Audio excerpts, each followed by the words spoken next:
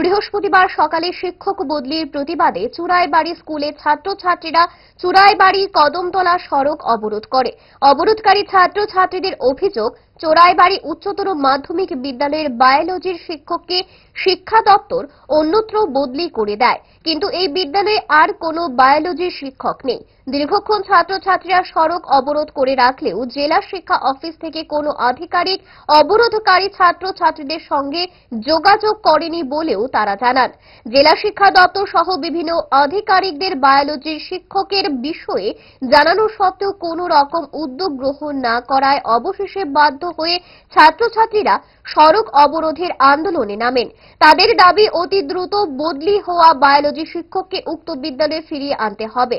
রাজ্যে প্রত্যেকটা স্কুলে রয়েছে শিক্ষক স্বল্পতা, অথচ রাজ্য শিক্ষা দপ্তর বলছেন প্রত্যেক স্কুলে পর্যাপ্ত পরিমাণে শিক্ষক রয়েছে। ছাত্রছাত্রীদের এই সড়ক অবরোধের ফলে সড়কের উভয় দিকে প্রচুর যানজটের সৃষ্টি হয়, দুর্ভোগে পড়েন যাত্রীরা। বায়োলজি শিক্ষক প্রবিতার তিনি সিনিয়র শিক্ষক আমাদের বিদ্যালয়ে কয়েকদিন পর আমাদের বিদ্যালয়ে বদলি করে দেওয়া হয়। জানি না এরপর কেন বলি, একটা স্কুল চালাতে ন্যূনতম 25 থেকে 30টা শিক্ষকের প্রয়োজন। সেই থেকে আমাদের বিদ্যালয়ে